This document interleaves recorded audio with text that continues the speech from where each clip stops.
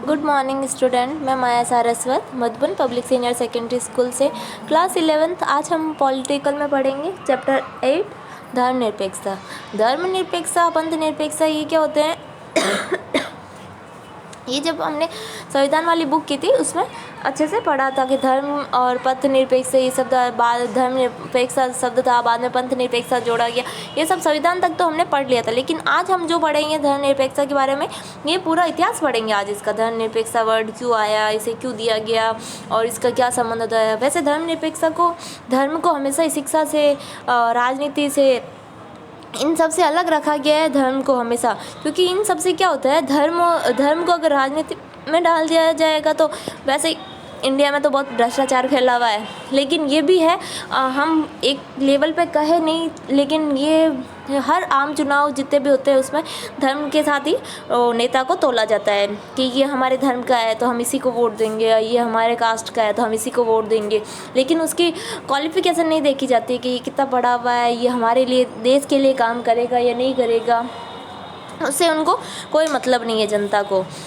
तो शिक्षा में भी यही होता है, जैसे शिक्षा में तो अब आर्टिकल बना दिए हैं, तो इस वजह से शिक्षा में तो ऐसा कुछ कर नहीं सकते।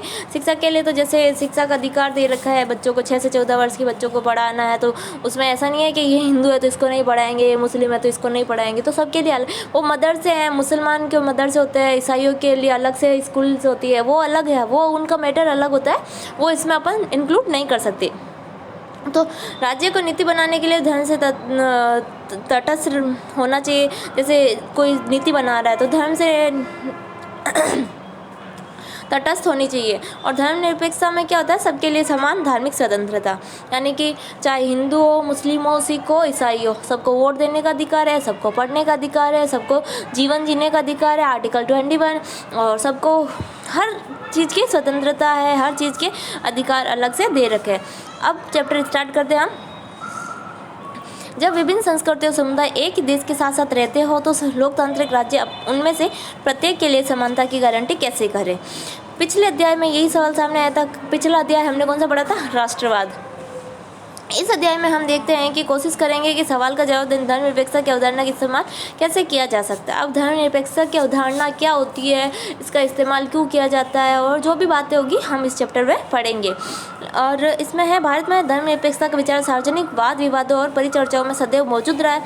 फिर भी यहाँ धर्मनिरपेक्षता की स्थिति को लेकर कुछ मामले काफ़ी पेचीदा है। एक और तो आमतौर पर हर राजनेता इसकी शपथ लेता है, हर राजनीतिक दल धर्मनिरपेक्ष होने की घोषणा करता है। धर्मनिरपेक्ष होने का यानी कि वो अपने से एक धर्म का प्रचार नहीं करेगा, हर धर्म को मानेगा, हर धर्म के, हर दल के लोग जो भी है सबका सम्मान करेगा। लेकिन ये जो राजनेता होते हैं, जो ये सब जब वोट लेना तब तो गिड़गिड़ाते हैं, लेकिन जब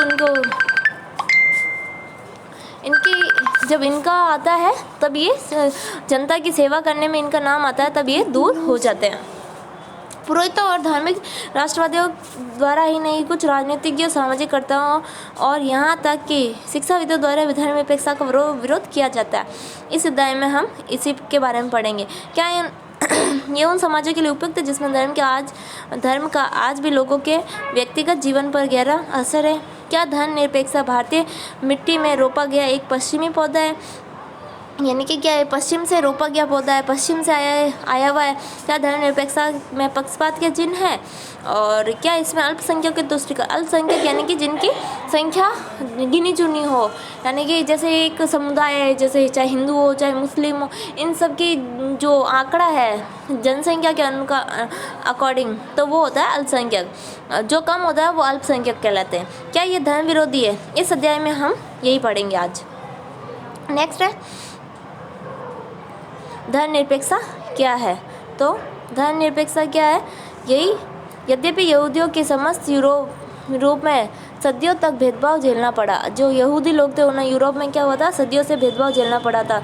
जो अपने महात्मा गांधी ने भी क्या किया था, महात्मा गांधी ने भी काले गोरे का भेदभाव जो था वो सहा था, उनके साथ भी अत्याचार हुआ था। इस वजह से उन्होंने दक्षिण अफ्रीका में जो डरबन में आश्रम की स्थापना की थी, और फिर काले गोरे के लिए वहाँ उन्होंने सत्याग्रह भी किए थे। मगर वर्तमान इजराइल राष्ट्र ने ईसाई और मुसलमान दोनों ये अरबी अल्पसंख्यक है, वह उन राजनीतिक और आर्थिक लाभों से वंचित है और जो यहूदी नागरिकों को मिले हुए हैं। यूरोप के अनेक हिस्सों में गैर ईसाइयों के प्रति भेदभाव के सूक्ष्म रूप अभी भी बरकरार है। पड़ोसी देश पाकिस्तान और बांग्लादेश में भी धार्मिक अल्पसंख्यकों की स्थिति ने लोगों का ध्यान अपनी ओर खींचा है। यानी कि पाकिस्तान में और बांग्लादेश में भी धार्मिक अल्पसंख्यक, यानी कि वहाँ पर जैसे पाकिस्तान है और बांग्लादेश है, वहाँ अपने अपने धर्म के, जैसे अपने भारत में तो सभी धर्मों को सम्मान दिया है, लेकिन हर देशों में ऐसा पॉसिबल नहीं है। हर देश ऐसा नहीं करते। जितना इंडिया ने अपन को अलग से धर्मनिरपेक्ष पंथ निरपेक्ष बना रखा है, वैसा सब देश नहीं करते। पाकिस्तान में तो कतई नहीं कर सकते। पाकिस्तान वाला को तो आप सबको ही पता है कि कैसा देश है, कैसा राष्ट्र है वो। और बांग्लादेश पाकिस्तान का ही भाई है, क्योंकि पूर्वी पाकिस्तान के नाम से जाना जाता है इसको। 1971 में जब अलग हुआ था उस टाइम पूर्वी बंगाली और पूर्वी बंगाल या पूर्वी पाकिस्तान ही बोलते थे इसको, पूर्वी पाकिस्तान ही बोलते थे इसको। इस तरह के उदाहरण हमें समकालीन विश्व के धर्मनिरपेक्षता के महत्व की ओर याद दिलाते हैं। अब धर्मों के बीच वर्चस्व। हमारे अपने देश में संविधान घोषणा करता है कि हर भारतीय नागरिक को देश के किसी भी भाग में आज़ादी और प्रतिष्ठा के साथ रहने का अधिकार है, मगर वास्तव में वर्जना और भेदभाव के अनेक रूप अभी भी बरकरार हैं। नीचे दिए गए 3 उदाहरण पर गौर करें। 1984 में दिल्ली और देश के बाकी हिस्सों में लगभग 4000 सिख मारे गए थे। जो 1984 में दिल्ली और देश के कई हिस्सों में लगभग कितने लोग सिख। पीड़ितों के परिजनों का मानना है कि दोषियों को आज तक सजा नहीं मिली। हजारों कश्मीरी पंडितों को घाटी में अपना घर छोड़ने के लिए विवश किया गया। हाँ, जो कश्मीरी पंडितों वाला तो अभी भी करंट में आ रहा है, और जो घाटी में जम्मू कश्मीर का, वह 2 दशकों के बाद भी अपने घर नहीं लौट सके। सन 2002 में गुजरात में लगभग 2000 मुसलमान मारे गए। ये कौन है? अब मुसलमानों को कौन मारेगा? कोई हिंदू ही मारेगा। जो कट्टर हिंदू है वो मारेगा, और कट्टर मुसलमान है वो हिंदुओं को मारेगा।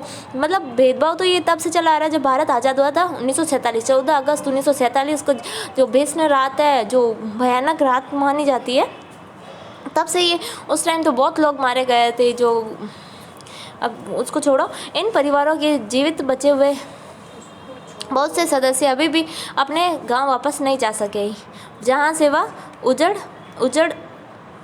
उजाड़ दिए गए।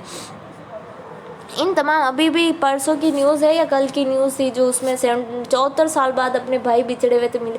ऐसे बहुत से परिवार है जो आज तक भारत पाकिस्तान जब आज़ाद हुआ तब से मिले भी नहीं होंगे। इन तमाम उदाहरणों से क्या बात सामान्य है? इन सभी उदाहरणों से किसी न किसी रूप में भेदभाव है। हर मामले में किसी एक धार्मिक समुदाय के लोगों को लक्ष्य किया गया। यानी कि इसमें भी क्या था? सिख मारे गए, यानी कि धर्म से संबंधित बात थी। हजारों कश्मीरी पंडित धर्म से संबंधित है। गुजरात में मुस्लिम मारे गए तो धर्म से संबंधित बात हुई। तो मतलब ये क्या हुआ? धर्म विरोध ही तो हो रहा है। धर्मनिरपेक्षता को सर्वप्रथम और सर्वप्रमुख रूप से ऐसा सिद्धांत समझा जाना चाहिए जो अंतर धार्मिक वर्चस्व का विरोध करता है। ये जो भी है, आज हम इतना ही पढ़ेंगे, आगे का कल हम कंटिन्यू करेंगे। लेकिन जो धर्म से संबंधित मैंने बताया है, धर्म के जो भी आर्टिकल है